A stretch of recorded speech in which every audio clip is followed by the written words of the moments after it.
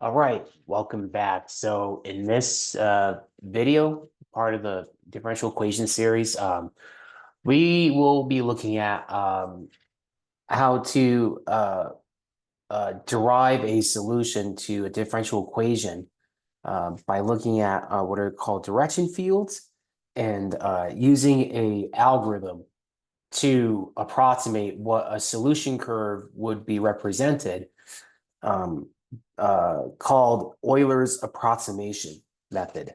So let's get started. So just a bit of a terminology of what a direction field is. A direction field is a way to, well, generate an approximation for a solution curve for a differential equation, right?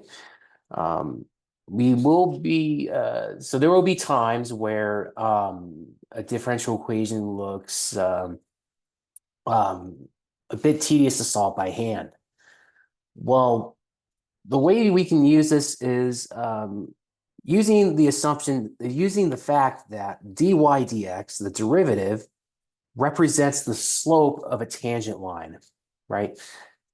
Because in calculus, right, the derivative of a function just represents the slope of a line tangent to a curve, okay? So, and this is how Euler developed his approximation algorithm, because essentially the equation of a tangent line, right, passing through points x naught, y naught is this, okay?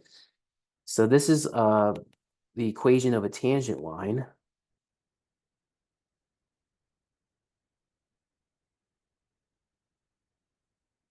That passes through the point x naught and y naught, okay? And so, and if you solve for y here, you can get the other way to write out what y is expressed as. Y is a function of x. So this is one way, another way of expressing the equation of a tangent line. And this is the general idea of formulating Euler's method behind.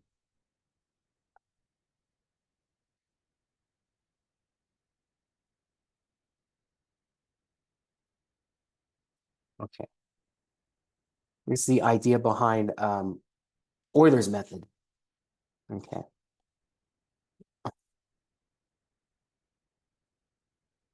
Behind Euler's method.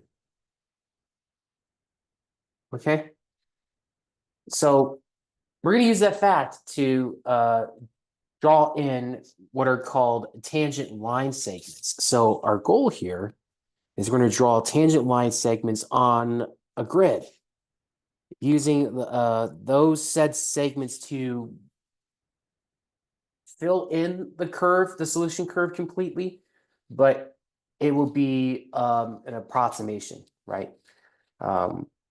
And I want to go over just one more terminology.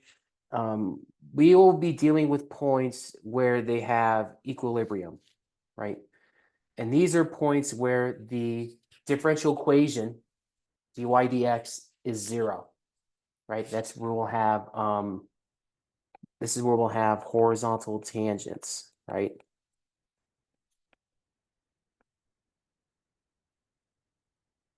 We'll develop horizontal tangent lines there, right? So with that out of the way, let's go over how we can draw in a, a direction field, right? So here's an example. Let's draw in this slope field. They also call it a slope field, so direction or a slope field, right?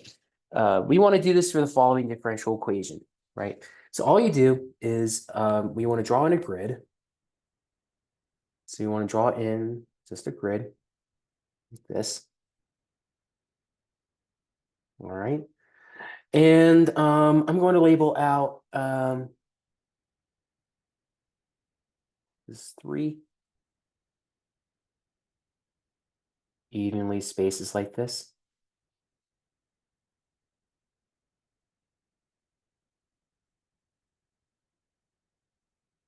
So it could be any size you want, right? But so this is your 2D grid. And I'm going to do the segments in, let's say blue, okay?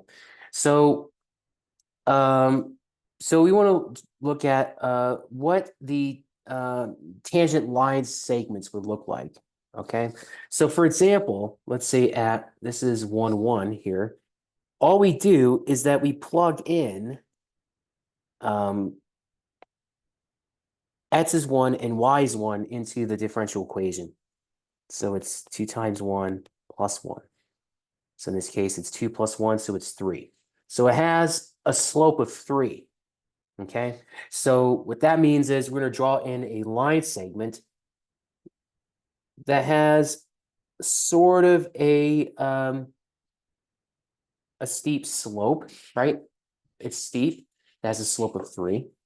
So that's the tangent line segment that I'm talking about, right?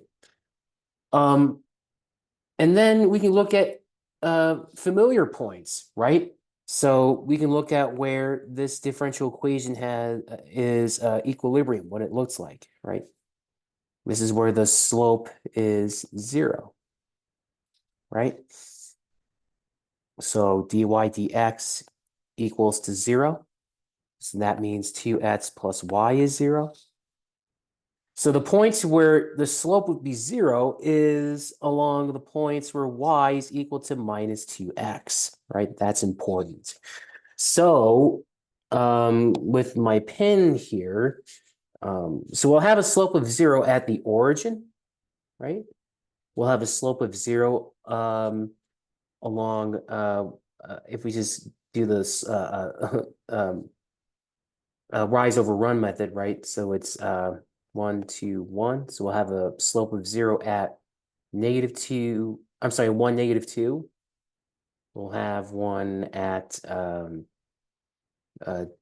-4, 2, which is about here, right? We'll have another one here and another one here. Okay. So those are tangent lines that have a slope of 0. Okay. Let's see. So let me erase this.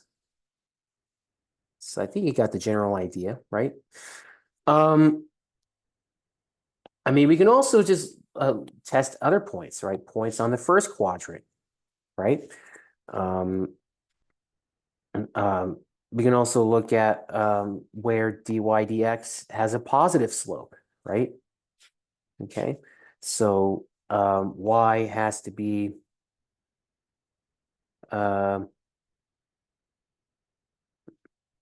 actually, let me do this. Oops. Let me erase that. Right, we can also look at where dy dx has a positive slope. So y has to be bigger than -2x, right? Right, so this is where we'll have a positive slope. So so any point that is so if I just visualize this,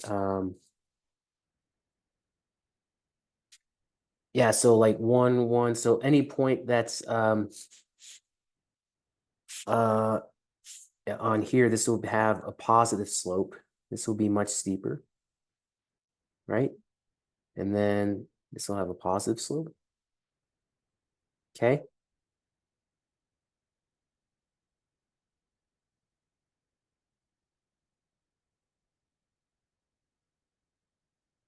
All right, so that's points on the first quadrant. And then so it will be points that are on the right side of the line y equals -2x, right?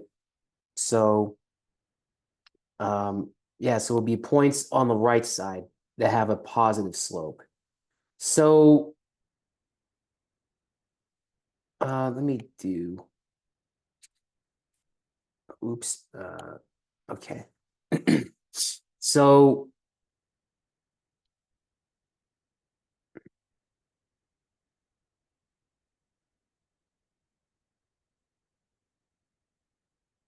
let me clean this up a little bit.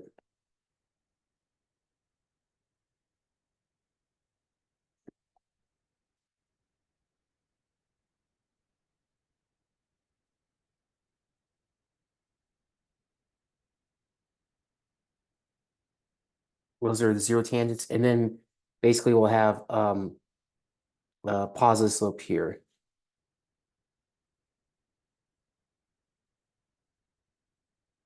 And then all this will be positive slopes. So 3, 2.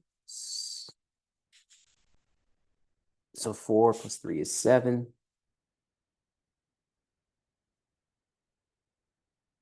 And then this will be positive.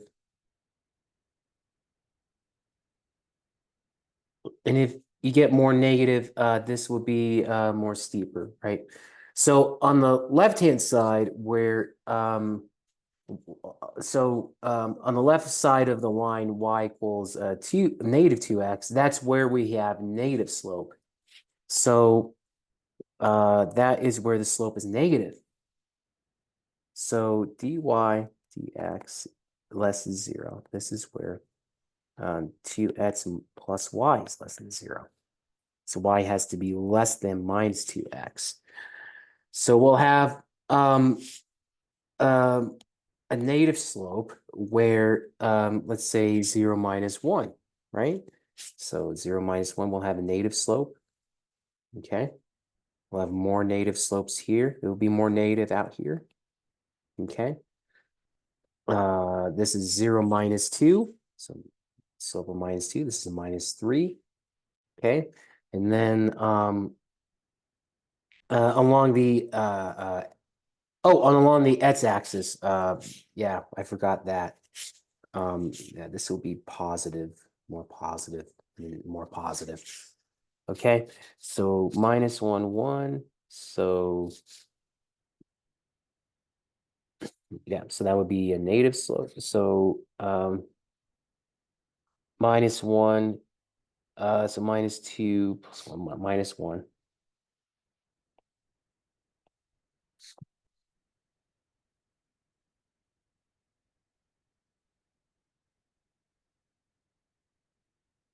And then it will be just more negative. Oh, just be it will be more negative as we move out here.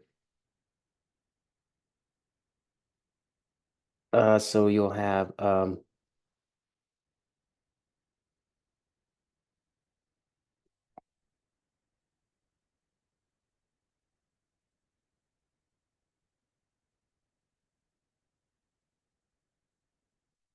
so you'll have more negative values here and then negative values down below. Down below.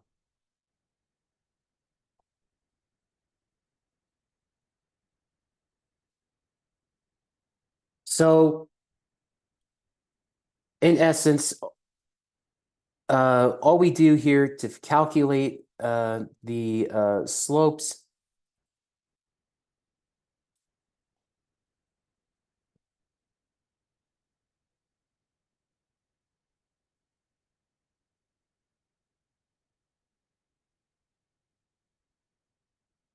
for point X naught, Y naught.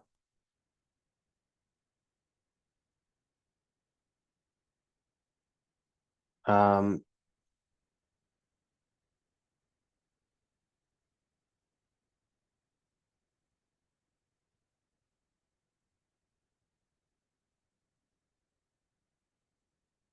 into the differential equation.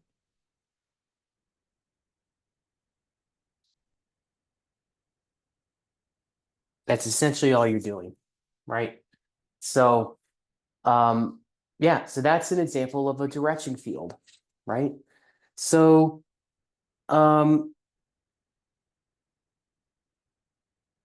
Yeah, so here is another example. Let me fill in the rest of this grid here. So 1 minus 3, that's a negative slope.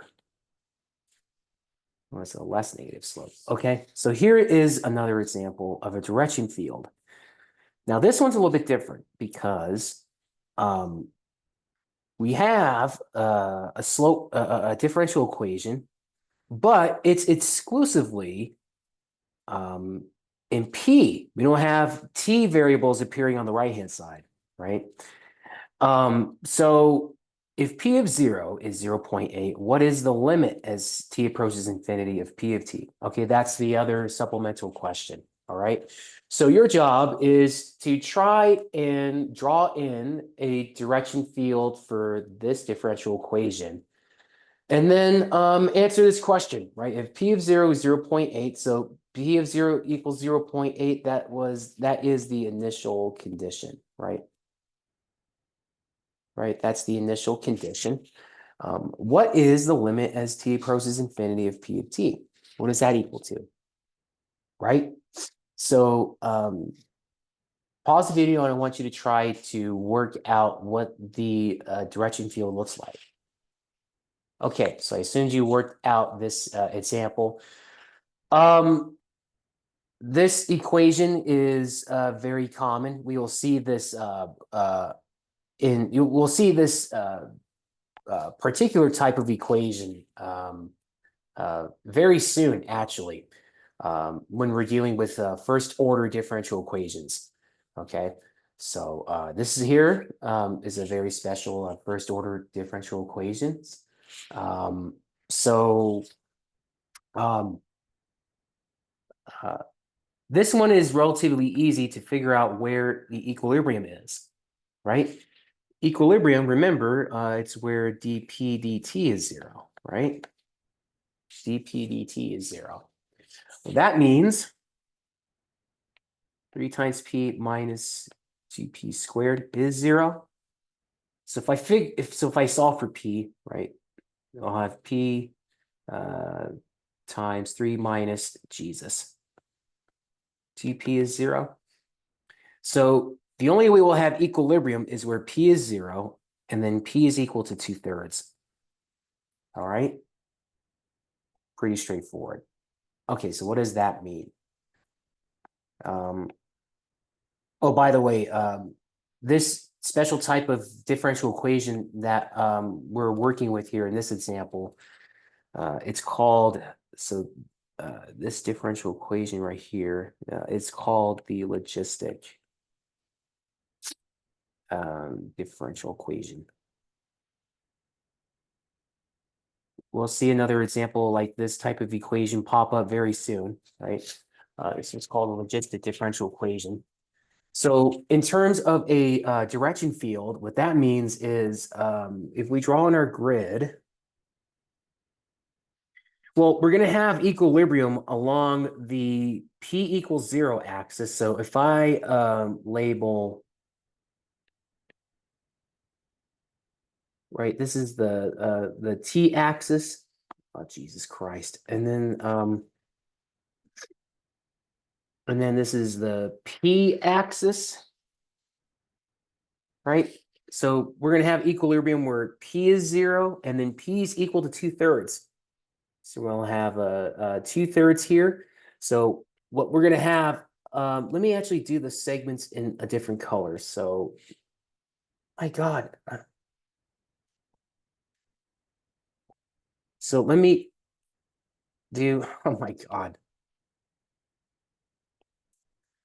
So let me do the segments in a different color. So these are the horizontal tangent line segments, right? So we'll have equilibrium at p equals 0 and then p equals 2/3, right? So I'm going to draw in horizontal line segments here, right? So also, let me erase this again. Can I work this out? Come on.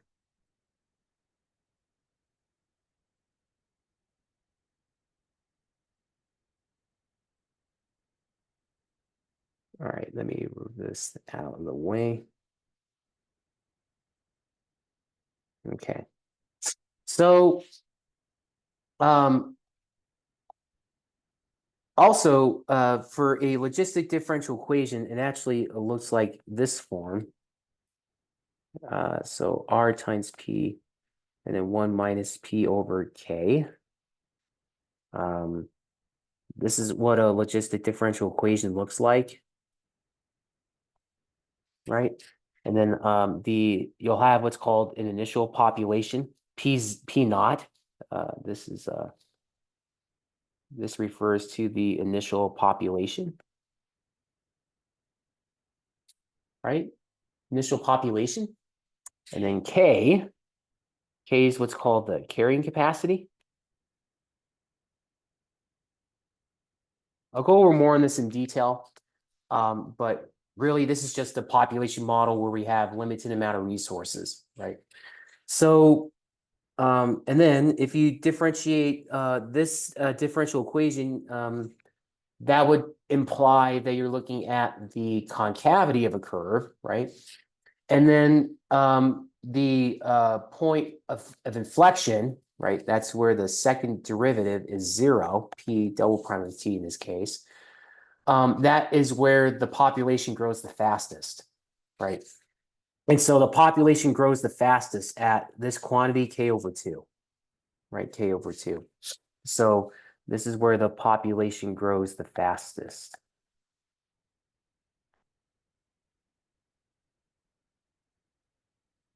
Right, that's a point of inflection there. But nevertheless, that's not important for now, but we will get there in grave detail soon. So what that means is what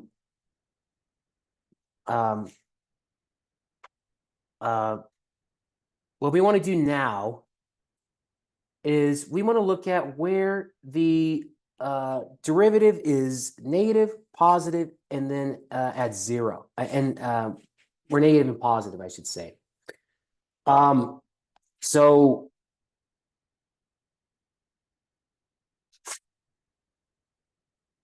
let's look at where P prime of T is positive. P prime of T is greater than 0 if, well, P times 3 minus 2P is positive, right? So that means, right, so we have, so yeah, what you want to do now is you want to draw in a number line. So let me erase all of this here. So what you want to do is draw out a number line in the context for P variables, right? So here's our number line. P equals 0, and then P is 2/3 right here. And then what we want to look at is how dP dt changes, right? I should say dP dt there. Let me erase that. Right.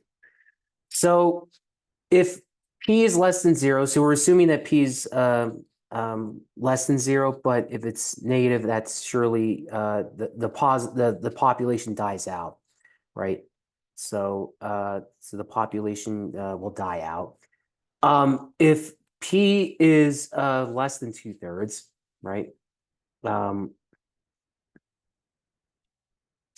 So if P is equal to 1/2, let's say 1/2, so we'll have 1/2 being positive here, right? So if P equals 1/2, all we got to do is just plug in 1/2 into P times 3 minus 2P. So it'll be 1/2 times 3 minus 2 times 1/2. This would be just 3 minus 1, which is 2, which is 1, right? 1 is a positive number, so that means the population will increase. So that means our slopes are positive. However, if P is greater than 2/3,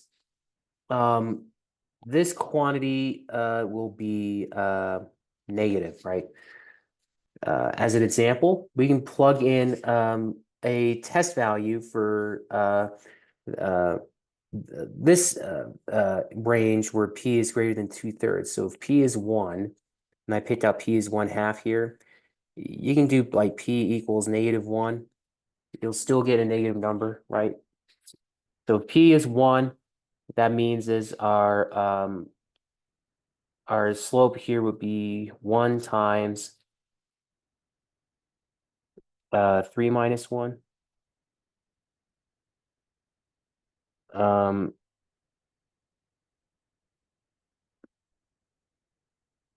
yeah. So 3 minus 2p, that's positive, right? Um, so that means you're positive. Okay, let's see. Yeah, so if p is so if p is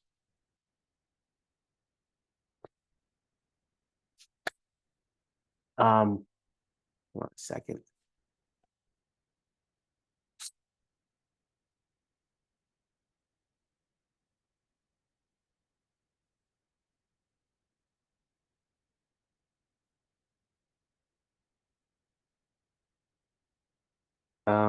Okay. Yeah, so it'll be 3p. Shoot. Just p.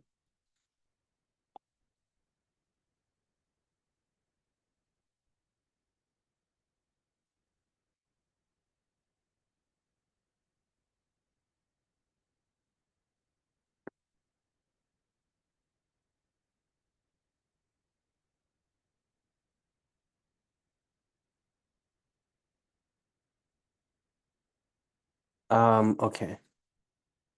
Let's see. So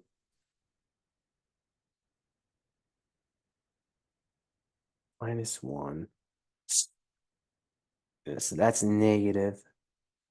Okay, yeah. All right. So p is 1/2.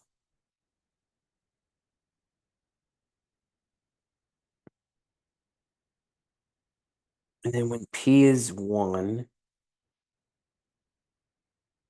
yeah, so that would also be positive. Okay, all right. So yeah, I had it right. So it will be positive here. Okay, so you'll have an increasing slope. So what this is going to look like is it will start off having a flat slope as p is greater than 0, right? So we'll have a positive slope here. Uh, when it's less than 0, the slopes will be negative, and it will become even more negative as we are uh, decreasing as p is less than 0, right? As it gets more negative, we'll have a negative slope, right? And it will be less negative if we are getting close to 0 on the negative direction, right? So you'll have these line segments here.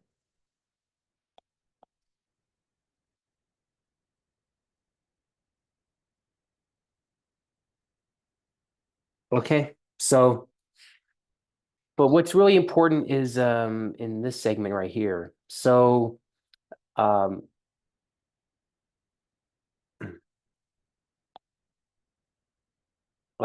if okay, so we'll have like a point of inflection where the population grows the fastest. So it's like right at the midpoint between this segment here. And that's where it has the steepest positive slope.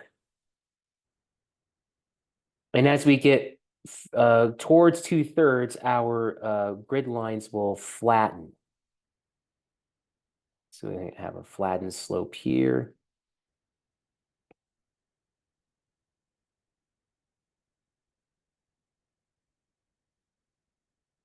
And it'll become more flat as we approach 2/3. Okay. And then with p is greater than 2/3, it will become more positive as we move away from 2/3, right?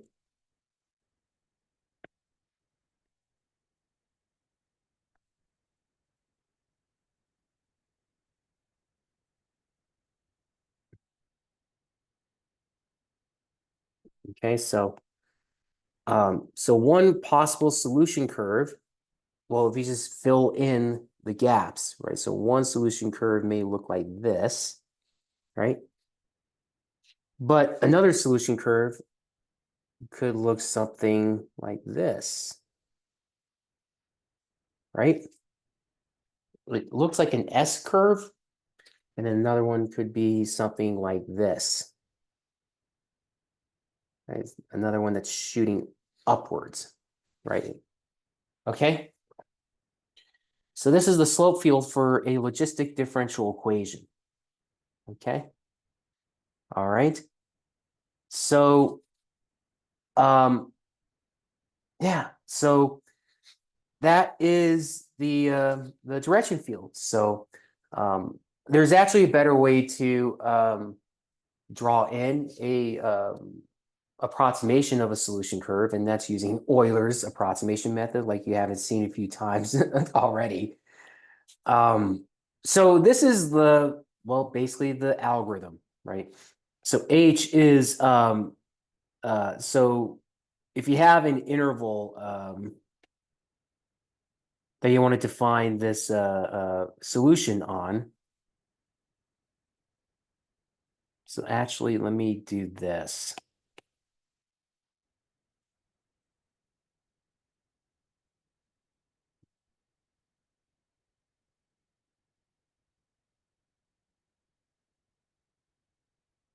Calculated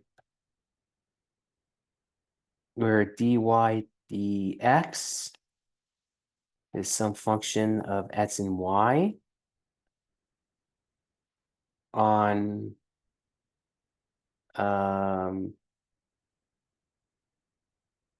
to b, right? And then the number of slices h will equals to b minus a over n.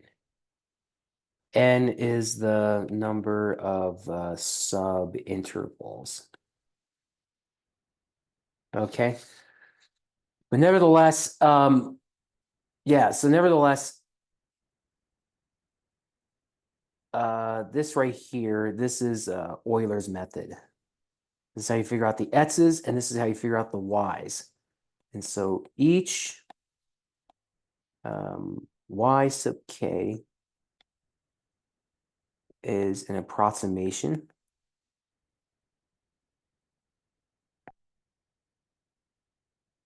to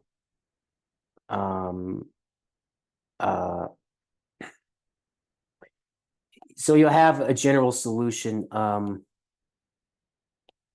just say y of x sub k. All right.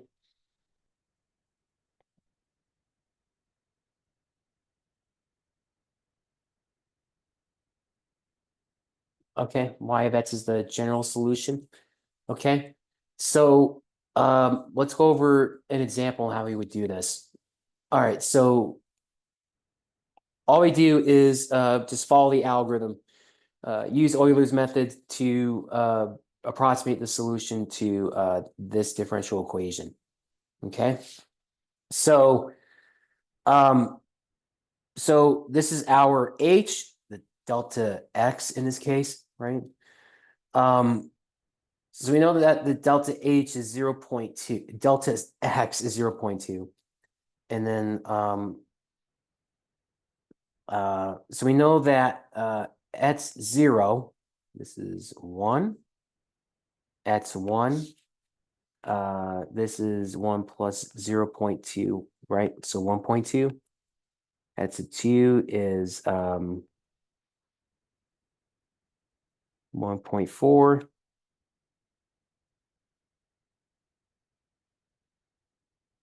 One 1.6.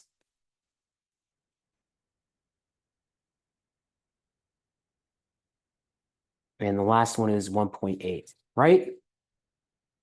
Okay, so that's easy how to do the x coordinates.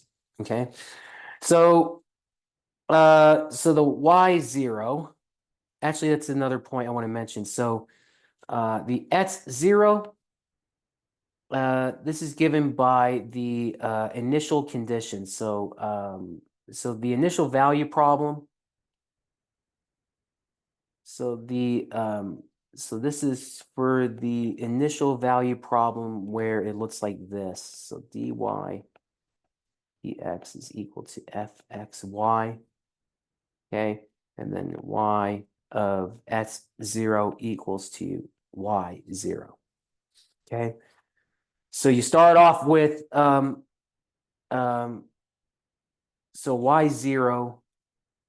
So y0 in this case is the y coordinate of the initial condition. So it's 1,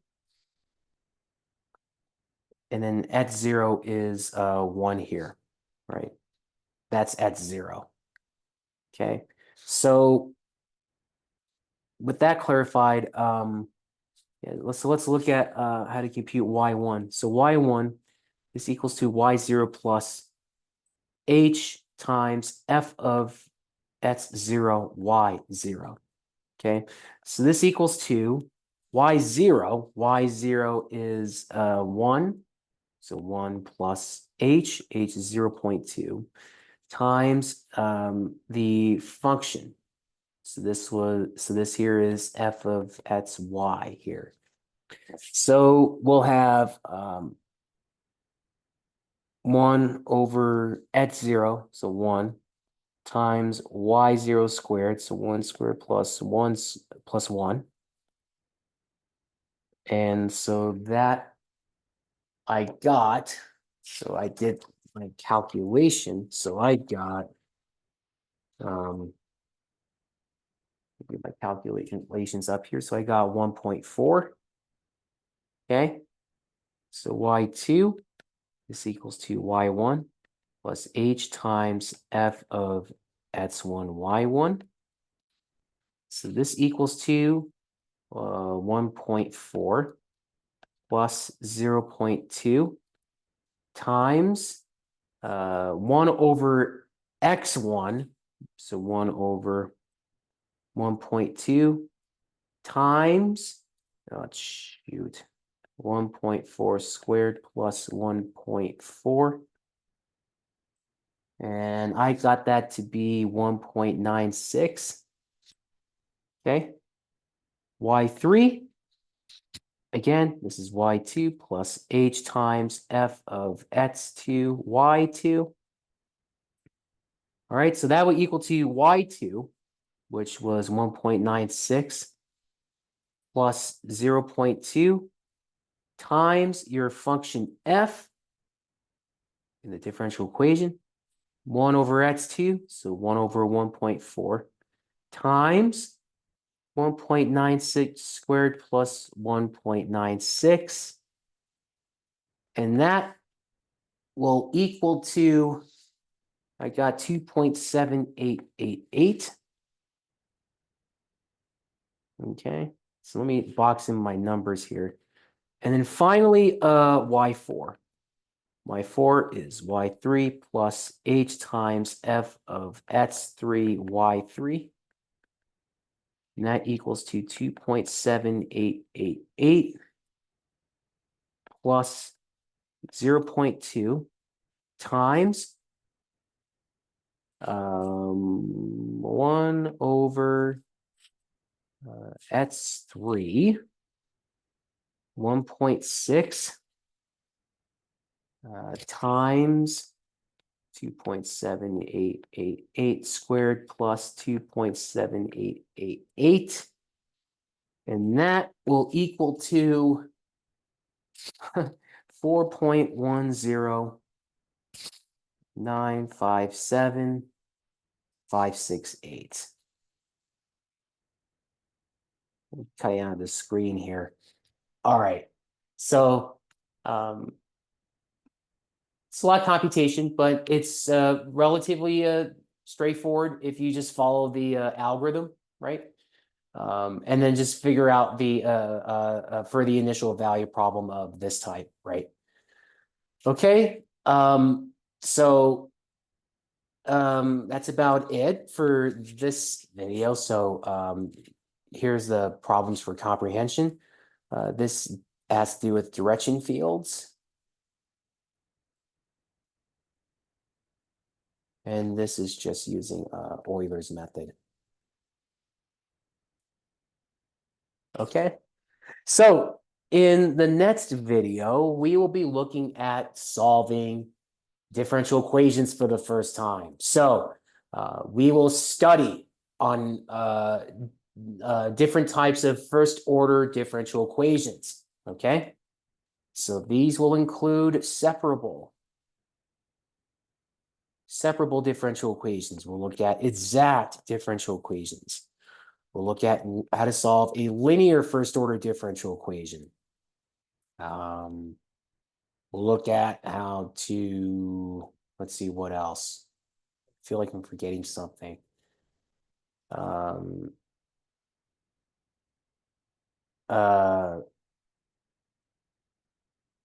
Yeah, that's all I have right now. So, yeah, so a lot of exciting things to come. So, no, don't do that. So, that's all it in this video. So, with all that, I'll see you all next time. Thanks for watching.